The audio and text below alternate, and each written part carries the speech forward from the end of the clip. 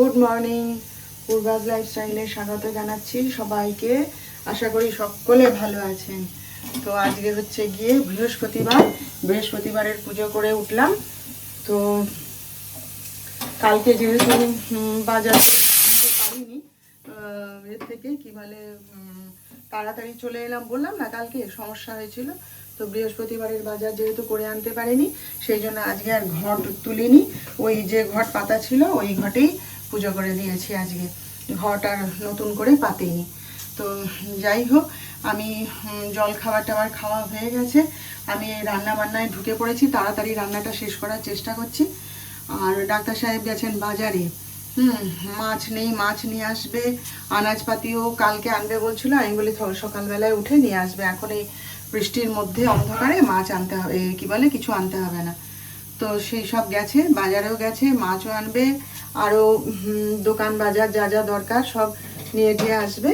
তো আমি ততক্ষণে রান্নাটা যতটা হয় যা যা করবো তার অর্ধেকটা, ভাত ডালটা তো করি, সেইগুলো বসিয়ে দিয়েছি আর কি। তো যাই হোক চলুন, বৃষ্টি তো হচ্ছিল সকালবেলাতে, হ্যাঁ এখন আবার একটুখানি ধরেছে, জানি না কি হবে, সেসব পরে দেখা যাবে। এখন আগে ঘর সংসারের কাজ শেষ করি, তারপর দেখব। তো চলুন, হ্যাঁ আপনারা সঙ্গে থাকুন, আমার দেখতে থাকুন। এখন এতক্ষণ দাঁড়িয়ে দাঁড়িয়ে সব আনাজ কেটে রেডি করলাম। এটাই তো একটা বিরাট হ্যাপা না, রান্না তো চট করে হয়ে যাবে, কি রান্না হবে কার জন্যে কি সেটা মাথা ঘামিয়ে বের করাটাই তো কঠিন জিনিস। আর আমার ঘরে তো আপনাদের মতন এক তরকারি ভাত রাঁধলে হবে না, সেই জন্যে কার জন্যে কি রান্না হবে পটি পটি করে কেটে রেডি করা খুব কঠিন জিনিস জানেন। এতক্ষণ ধরে সব রেডি করলাম, ভাত বসিয়ে দিয়ে এসেছি, ডালও ভিজানো আছে। তো চলুন এবার রান্নাটা শুরু করি। আর দেখুন আবার আনাজ বাজারও এনে দিয়ে গেছে, এই যে টমেটো, তারপরে পেঁয়াজ, আলু এগুলো ছিল না, তো সেগুলো বের করে নিয়েছি। আর এগুলো এখনো গুছানো হয়নি, কখন গুছাবো জানি না। ওই যে লাল শাক 2 আঁটি এনে দিয়েছে, তার 1 আঁটি রান্না করলাম আর 1 আঁটি রয়েছে।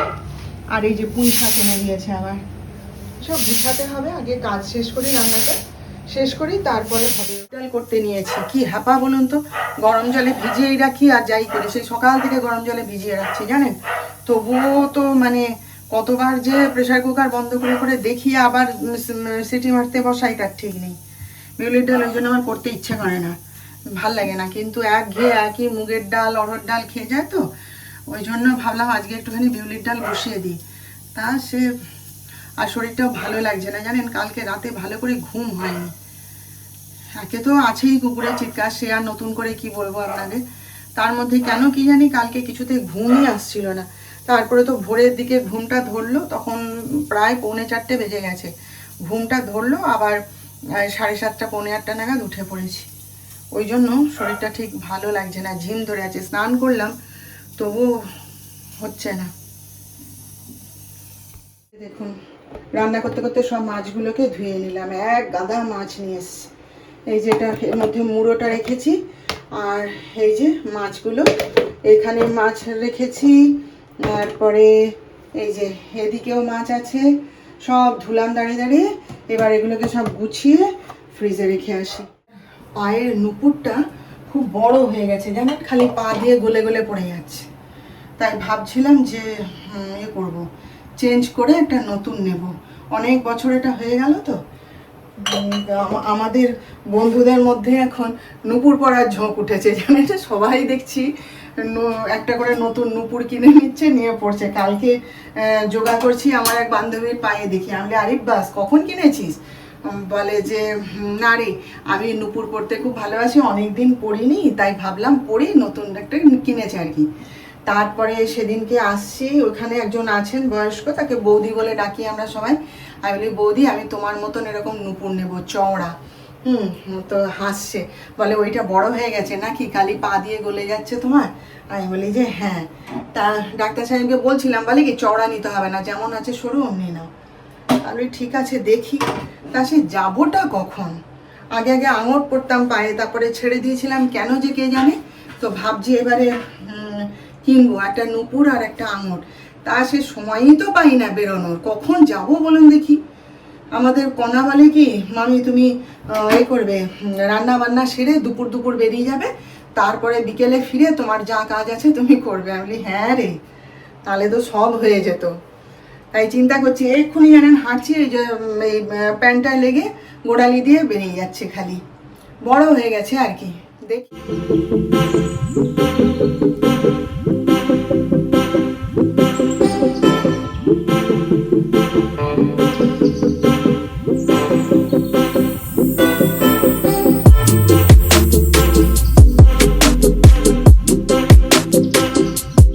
বৃষ্টি হচ্ছে জানেন, মানে ঝরঝর করেও হচ্ছে না, আসতেও হচ্ছে না, টিপির টিপির টিপির টিপির করে বৃষ্টি হচ্ছে। আর এদিকে ছাতা না ধরলেও নয়, পুরো ভিজে যাচ্ছি। ওই রকমভাবে কাজ করা যায় বলুন তো? যা জিম থেকে যখন বেরোচ্ছি তখনই দেখি ওরকম বৃষ্টি শুরু হয়েছে, তো ভাবলাম যে ছাতাটা মাথায় না দিলেও হবে, আর চলে যাব। আর আজকে এই সমস্ত জিনিসপত্র কেনাকাটা ছিল বলে আজকে আর টোটো ধরিনি, কারণ এক এক জায়গায় এক একটা, তো অত টোটো থামবেও না, আর কাজগুলো না করলেই নয়। ওই জন্য হাঁটতে হাঁটতে চলে এসেছি। আর মানে বাড়ির মাথার কাছে এসেও কেনার ছিল আর কি, সেই জন্য আজকে আর টোটো আর ধরিনি। তা সে গোটা রাস্তা একবার করে ছাতা বন্ধ করি, একবার করে খুলি, এই করে যাচ্ছি। তারপরে তো জিমে যখন ছিলাম তখন তো ছেলের সাথে কথা হলো, তারপরে বাড়ি এসে দেখছি যে নেই, ডাক্তার সাহেবও বেরিয়ে গেছে আর যিশুও বেরিয়ে গেছে। কোথায় গেছে কে জানে, নার্সিংহোমে গেছে হয়তো, পরে ফোন করব। তো আজকে অনেক কিছু বাজার করে এনেছি, টুকিটাকি অনেক কিছু জমা হয়েছিল, তাও বাজারের ভেতরে আর ঢুকতে পারিনি ছাতা নিয়ে। ঠাকুরের বাতাসা আনতে হবে, গঙ্গা জল আনতে হবে, সেটা নাই তো কালকে নিয়ে আসবো। তো চলুন দেখাই কি কি নিয়ে এসেছি, এই সুযোগেই দেখিয়ে দিই, পরে তো গুছিয়ে ফেলবো। আর আজকে আমাদের মিটিং ছিল জানেন ক্লাবে, তো আজকে আর যাইনি। আগের দিন ওই যে আজকে তো পুরো জেনারেল মিটিং, তো আজকে আর যাইনি। অনেকেই গেছে, মেসেজ করেছিল যাওয়ার জন্যে, কিন্তু 6:30টার সময় এমনিতেও সম্ভব নয়। আর আমার বন্ধুরা যাবে না কেউ, আমি তাহলে চল যাব না, কালকে বরং রিহার্সাল আছে, কালকে যাব, সেই জন্য আজকে আর যাইনি। আগের দিন বললাম না গিয়ে পুরো বোর হয়ে গেছিলাম। আমি আগের দিন বলেছি চৈতালিদিকে যে আমি আসবো না, চৈতালিদি একদম তেড়ে উঠেছে। তো ভেবেছিলাম যে সবাই যদি যায় তাহলে যাব, তা সে ওরা যাবে না কেউ, আর আমি আর একা গিয়ে কি করব, আমি থাক তাহলে। তো চলুন, হ্যাঁ কি রান্না হবে না হবে জোগাড় যন্ত্র করি, করে তারপরে সন্ধ্যা টন্ধা দেখাই, ঘর পরিষ্কার করি। দেখুন ঠাকুরের পুজোর ফুল নিয়ে এসেছি, আর এই যে আমার আনন্দ মেলা, দাঁড়ান এটা সরিয়ে রাখি। হ্যাঁ, এই যে আমার আনন্দ মেলা, আনন্দ লোকও বেরিয়ে গিয়েছে দেখলাম, তো আজকে আর আনিনি, আবার পরের দিন আনবো। যিশু একটা জিভ ছেলে আনতে বলেছিল, সেটা এনেছি। এই যে সাদা চিঁড়ে শেষ হয়ে গেছিলো, এই চিঁড়েটাই আমরা খাই। সেই আর একটা যেটা সরু চিঁড়ে আছে, ওটা আমার ঘরে চলে না, সে কৌটো ভর্তি হয়ে পড়েই আছে, কেউ খেতে চায় না। সেই চিঁড়েটা শেষ হয়ে গেছিলো, তাই এটা নিয়ে এসেছি 1 কেজি। আর আমার ছেলে এই বিস্কুটগুলো খুব ভালোবাসে খেতে, তাই দুটো নিয়ে এলাম। দই আনতে গেছিলাম, দই শেষ, দই নেই, কালকে দেবে বলেছে। আর এই যে 3 আঁটি কলমি শাক নিয়ে এসেছি, 3 আঁটি কলমি শাক 10 টাকা নিয়েছে, ওই জন্য নিয়ে এসেছি। আর এই দেখুন এই দুটো কৌটো নিয়ে এসেছি, একটা এইটার মধ্যে আমার ছোট গোপালের জামা থাকবে, আর এটার মধ্যে বড় গোপালের জামা থাকবে, আর একটা বড় কৌটো তো আছে, সব মিলিয়ে হয়ে যাবে। আর যেহেতু ওই দোকানটা গেছিলাম, এই যে গোপালের জামা নিয়ে এসেছি জন্মাষ্টমীর, এই একটা আর এই একটা, পরে খুলে দেখাবো, এখন আর খুলছি না, যখন পরাবো তখন তো আপনারা দেখতেই পাবেন। এই এগুলো নিয়ে এসেছি, এবার একটুখানি এরকম জমকালো নিলাম, পছন্দ হলো দেখে। আমি বলি নিয়ে যাই, তখন ভিড় ভাট্টা ঠেলা ঠেলির মধ্যে আর খুঁজে পাবো না। এই দুটো পছন্দ হলো, এই দুটো নিয়ে এসেছি। আর আমার একটা কুর্তি নিয়ে এসেছি, সেটা পরে দেখাবো। এই যে আজকে আমাদের রান্না হয়েছে এই যে বিনস আলুর তরকারি। যিশুকে বললাম যে বিনসগুলো বাদ দিয়ে আলুর তরকারি দিয়ে খা, আর ডিম ভেজে দিচ্ছি। সে ওই যে চপ তারপরে বিস্কুট ওই যে এনেছি না, ওই সব খেয়েছে, আবার কফি করে খেলো, ওর পেট ভার, বলছে আমি পরে খাবো, রাখো, চিন্তা করব। আর আমি এখন এই যে চিড়েগুলো নিয়ে এসেছিলাম, এগুলো সব গুছিয়ে তুলছি, আনাজ বাজার তুললাম, সব গুছিয়ে, সব পড়েছিল তো সময় পাইনি। এই সব এখন আমার খাওয়া হয়ে গেছে, আমি একটু চা করে খেয়ে নিয়েছি। ভেবেছিলাম বেগুন ভাজা করব, তারপর দেখলাম না থাকবে, আর এখন ইচ্ছা করছে না জানেন, ওই জন্য আমার খাওয়া হয়ে গেছে। আর ডাক্তার সাহেব তো এই ফিরলেন রিহার্সাল থেকে, ফিরে আবার ফোন নিয়ে বসেছে, কখন খাবে জানি না। যাই হোক, আমি আমার কাজগুলো আস্তে আস্তে শেষ করছি। তো ঠিক আছে, আজকের মতন ভিডিওটা এখানেই রাখলাম। কেমন লাগলো আজকের ভিডিওটা আপনারা জানাবেন।